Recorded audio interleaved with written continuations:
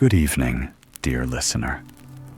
Tonight, we open the pages of one of the most enchanting tales ever told. But before we begin, if these quiet stories bring you peace, take a moment to like this video and subscribe. I'd truly love to know where you're listening from and what hour of the night finds you here. Our little circle now stretches across oceans, bound by stories and calm. So dim the lights, let the air grow still, and let your mind wander gently with me into tonight's story. Long ago, in an age when the world was still young and Scotland was little more than a raw and dreaming landscape, a silence hung over the highlands like a soft woolen cloak. In those distant days, before calendars, before kingdoms, before human voices echoed across the glens, there was only the turning of the seasons and the ancient rhythm of the earth. And on that sacred evening, Samhain, the threshold between abundance and the long sleep of winter, the land lay cool and still, as though the whole of creation were holding a gentle breath, waiting for something to stir.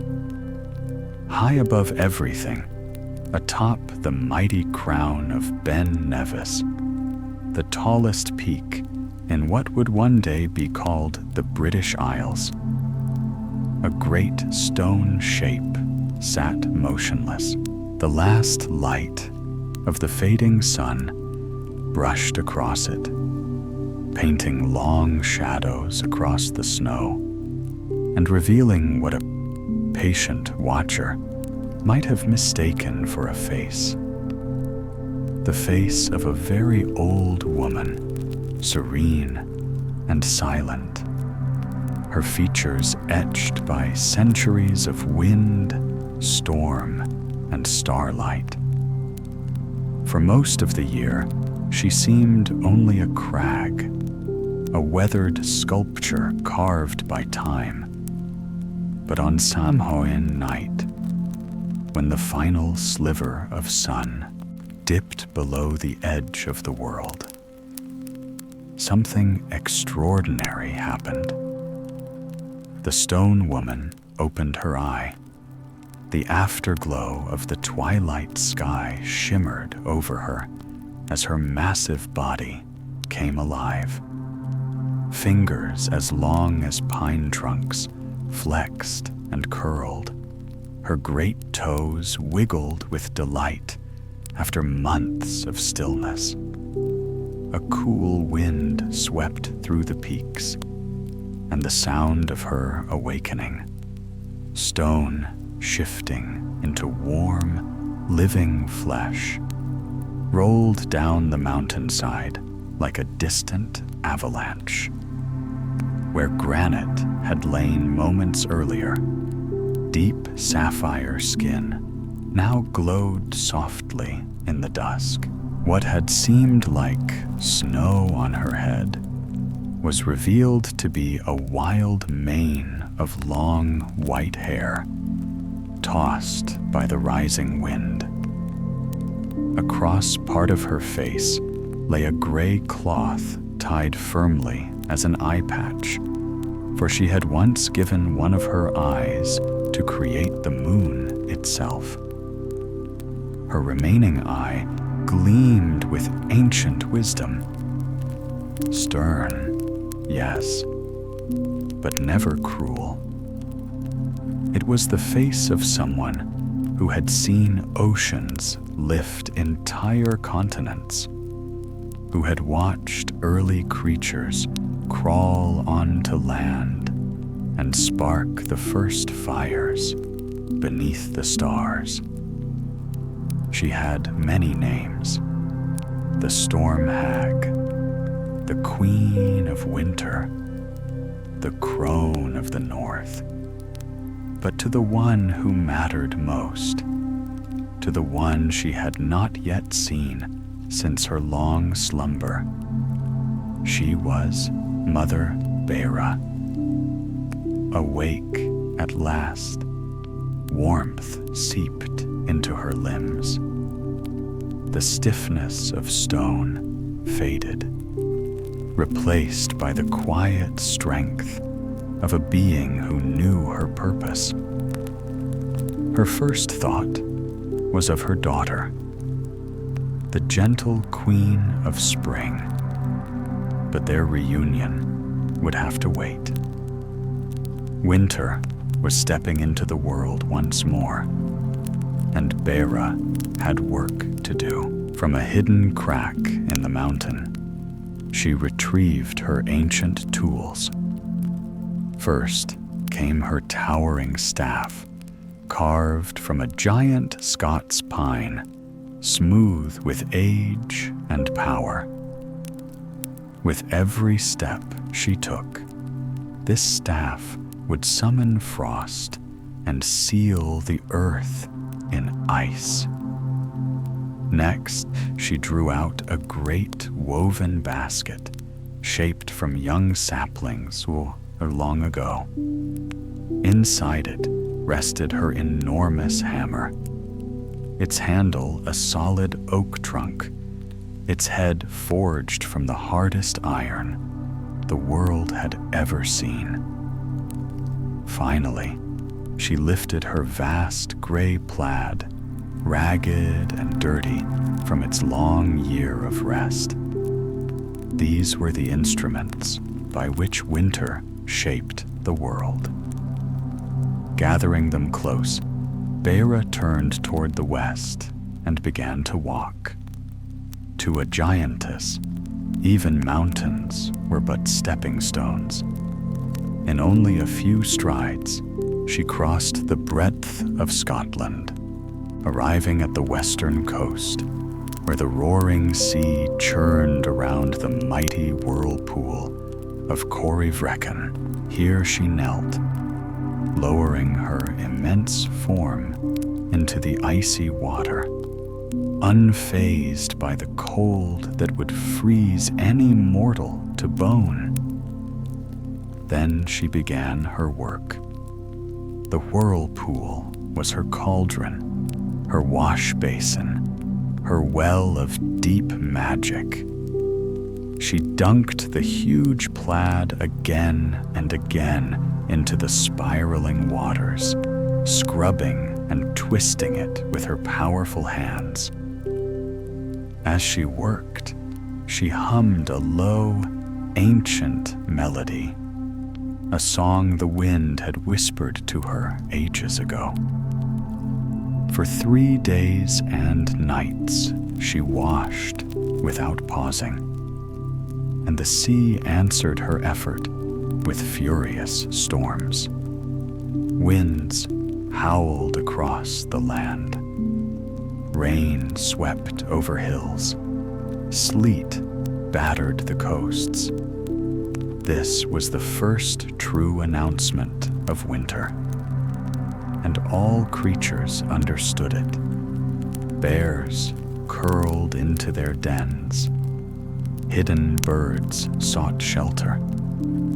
Humans stored their last harvest and covered their fields with care, for they knew the long sleep of the earth had begun.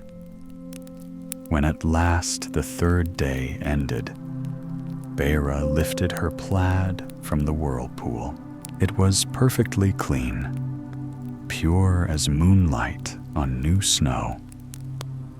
With a mighty shake, she unfurled it across the land, and as it drifted outward, it transformed into a great white blanket that settled softly over mountains, glens, and valleys, covering everything in shimmering winter snow.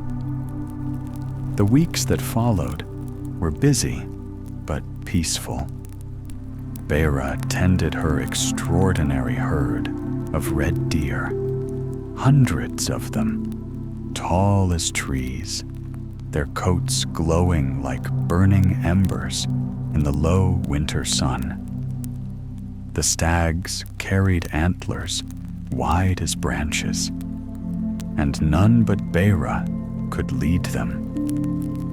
No hunter dared to harm them, for they were the sacred herd of winter's queen.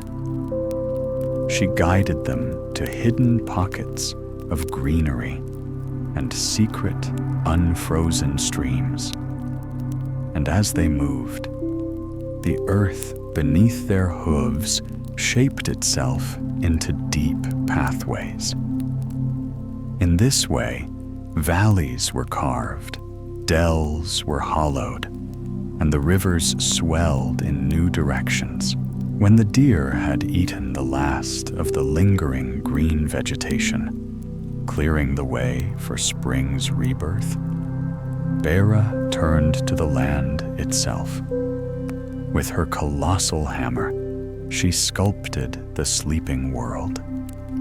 She raised mountains where she needed stepping stones. She shaped hills where she wished to rest and look far across the stirring horizon. Her hammer rang against the earth, turning flat plains into a landscape full of beauty, mystery, and memory. As she worked, she imagined the world months from now, when she would retreat into her stone slumber, and her daughter would step into the light again. She saw in her mind's eye the soft blossoms of spring, the forests awakening, the rivers running freely with the melted snow she had laid down. Creating life was not her duty. Spring held that gift. But Bera tended the land while it slept. She shaped the bones of the world, laid the water that would nourish the coming year, and ensured that the great cycle of seasons remained steady and balanced. And so, under her quiet, watchful care, winter began. Bera's calving and herding were never simple tasks. They were the work of ages, the kind of labor only a being forged from the bones of mountains could understand. Yet even such a creature could grow weary. She was an ancient woman, older than frost, older than the deep groan of winter winds, and her body longed, quietly but insistently, for rest. One still, crystalline morning, she watched over a new well she had shaped near Hollow Mountain. Winter lay heavy on the land, muffling the world in cold blue shadows. For months, she had worked without pause, guiding storms, feeding rivers, shaping valleys with her great hands of stone. Now, standing before the dark mouth of the mountain that gave the place its name, she noticed its wide indentation, a perfect hollow, like a throne carved by the earth itself. It looked inviting, too inviting. Bera settled into the curve of the mountain to wait for the well to fill. The pale winter sun touched her azure face, warming it just enough that her immense eyelids began to sag.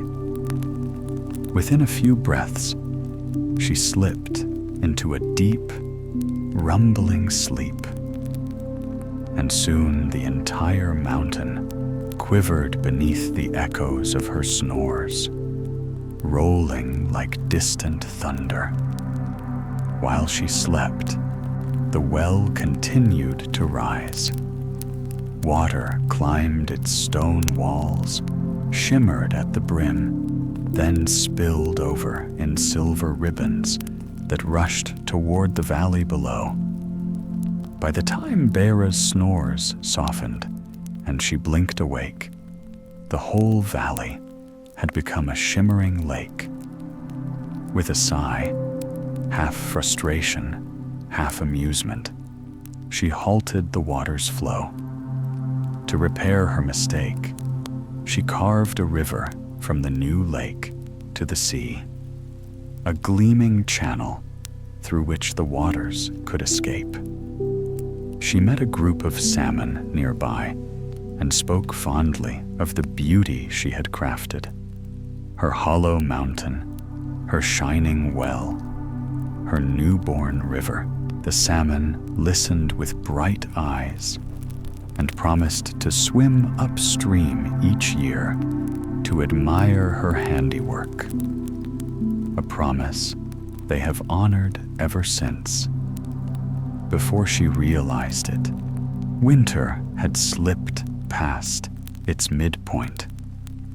The morning of Imbolc approached, winter's final festival, the day on which Beira must choose the season's fate. She had one last chance to gather firewood for the year's end. A sunny day would help her search the forests with ease, allowing her to pile up mountains of wood and stretch the cold season long. A cloudy, rainy morning would yield only a small bundle, signaling a short winter and an early spring. Every year, Beira faced this same tender struggle within herself. She adored winter, the sharp sweetness of the air, the soft quiet of snow-laden fields, the way the world glowed under silver skies. Some years, her love of the cold triumphed, and she summoned bright sunlight to help her gather a forest's worth of fuel. But this year, her bones, ancient, heavy, and threaded with the roots of the earth, ache for rest. She longed for her throne atop Ben Nevis, for the long sleep that awaited her, for the warm promise of spring's first breath. At last, she chose. Beira raised her vast blue hand and traced great circles into the air. Clouds blossomed from her gestures, white and gray, thick as wool, soft as fleece. They unfurled across the sky in sweeping sheets, lowering themselves until they crowned every summit and skimmed the forest canopy. When the sun stirred at the horizon, its golden rays were swallowed by the wall of clouds, leaving the world to brighten slowly, tenderly, into a soft periwinkle dawn. As day grew, a fine mist drifted from the sky, brushing the land with a hazy veil. Beira gathered her firewood beneath the shelter of a great oak forest, finishing before midday. Then, standing among her gentle herd of deer, she reached once more into her cloud-spun sky and opened the sleeping heart of her magic. Rain cascaded downward, first in sheets, then roaring in torrents. Streams ballooned into rushing creeks, lochs climbed their banks, and rivers groaned with new strength.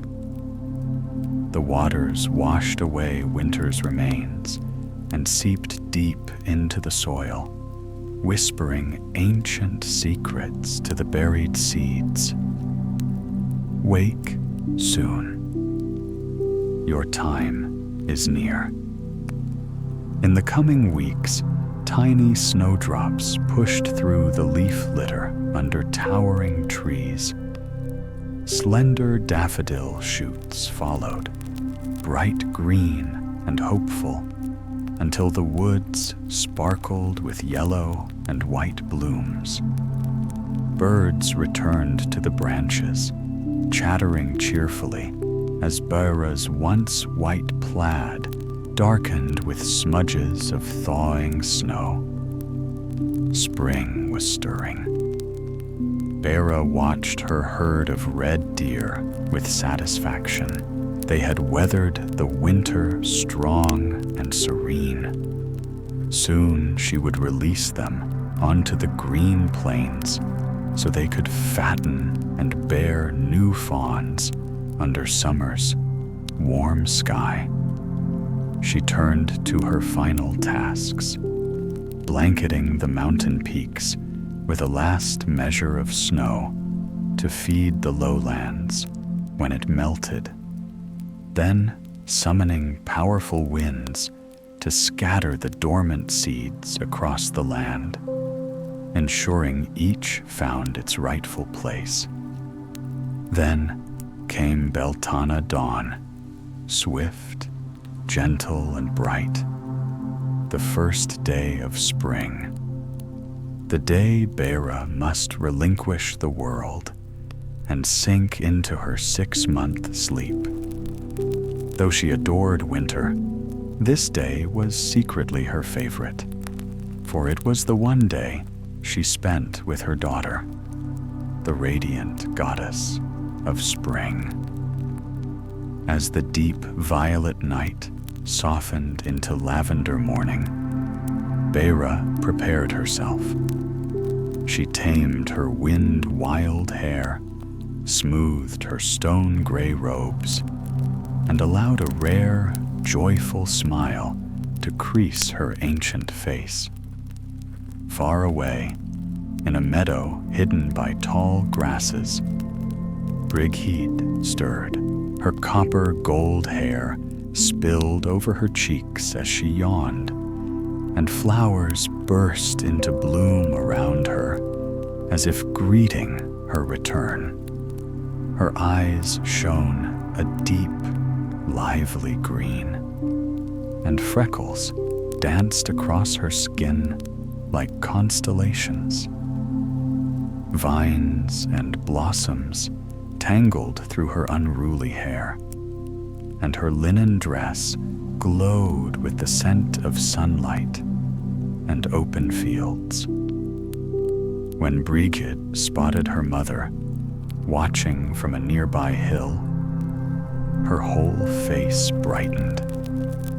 Youthful as dawn, she ran across the meadow, skipping lightly over the new grass, and hurled herself into Beira's waiting arms. In that moment, the harshness of the Winter Queen melted away, replaced by warmth and tenderness. Hand in hand, mother and daughter walked across the awakening land. Where Beira's steps once froze the earth in winter, Brigid's now summoned life, flowers, moss, and tender blades of grass blooming beneath her feet. She supported her mother gently, guiding her so Beira did not need her heavy staff. The plains, once bare and brittle, unfurled into vibrant carpets of color. Bees, butterflies, and tiny humming insects whirred joyfully around them. Brigid paused to lift a tiny dormouse that had wandered near. It nestled in her palm, washing its tiny face contentedly, as if blessing the new season. And with that simple gesture, spring began. She placed the tiny creature into her mother's great blue palm, smiling as Bera watched the little dormouse scurry in excited circles across her vast hand. Then, side by side, they continued the gentle journey from the open grasslands into the hushed embrace of the forest. Bera had spent the long winter wandering among the evergreen pines and dark firs, their needles whispering ancient songs only she could hear. But with Brigid's arrival, a quiet miracle stirred. The bare oaks, birches, and willows began to shimmer with tender buds, new leaves unfurling as though waking from a deep, enchanted sleep. Brigid admired the way Bera and her patient deer had carefully pared back the forest through the cold months, giving her the wide, welcoming space she needed to coax new life from the earth. Nettles, ferns, and soft-edged dock leaves hurried to claim the sunlit patches on the forest floor, growing in playful competition beneath the warming air. The fallen pine needles and cool moss formed a deep, springy carpet beneath their feet, comforting and fragrant, as if the forest itself were guiding them forward. Birdsong burst from every branch, bright and eager. No longer the quiet, hesitant melodies they offered when Bera walked alone. Now the whole forest seemed to be performing just for them. As they journeyed, the two goddesses stopped to pick the earliest wild strawberries, placing them gently into Bera's wide-woven basket. Under the shifting patches of sunlight, they savored the sweet and tart little jewels, laughing softly as their fingers stained red. Bera shared stories of the mischief her deer had caused during the months when Brigid slept, and her silvery laughter rang through the trees, lovelier even than the birdsong. Their path eventually brought them to the great locks of the highlands. Brigid paused in wonder before the newest lock Bera had formed that very winter, lying still and perfect in the shadow of Hollow Mountain. With a warm smile, Brigid blessed its fresh waters, filling them with fish that darted like flickering sparks, with frogs, shimmering insects, and graceful water birds. Across the shore, a herd of roe deer stepped down carefully to drink, their reflections trembling like living brush strokes on the glassy surface. By now, the sun had climbed high, shining fully on the rugged face of Hollow Mountain. When Bera told her daughter the tale of how the lock had been shaped, Brigid laughed with a voice as bright as bells, and gently scolded her mother for working far too hard. Gone were the days when Bera had chased her little daughter across the newborn land. issuing playful scoldings of her own. Now the roles had shifted, and Bera could only smile, promising, somewhat sheepishly, to rest for a very long time. Together, they climbed up the slopes of Ben Nevis, toward the hidden place where Bera's stone throne awaited her each year. Brigid helped her mother settle into the mighty seat, tucking her heavy tools back into the rocky crevice where they belonged. She clicked her tongue at the sight of Bera's great plaid, once bright, now dulled with the winter's dirt. Then she nestled at the foot of the throne, resting her golden bright head gently upon her mother's knee. Their journey had taken nearly the whole day, and the sunlight was now drifting down toward the western rim of the sky.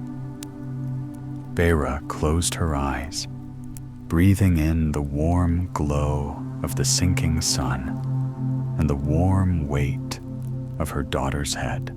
She had poured her strength into shaping and safeguarding the land throughout the winter, asking for nothing in return. Yet this one precious day, this day when winter and spring walked together, was her reward.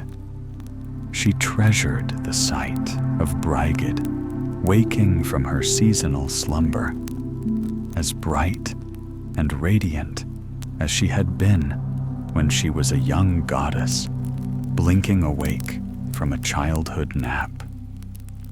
Leaning on Brigid's arm as they wandered the world each year, sharing stories and witnessing the first signs of spring, always soothed her spirit. But even the mightiest goddess must rest. As the sun touched the edge of the world, rays of gold and amber spilled across the clear sky.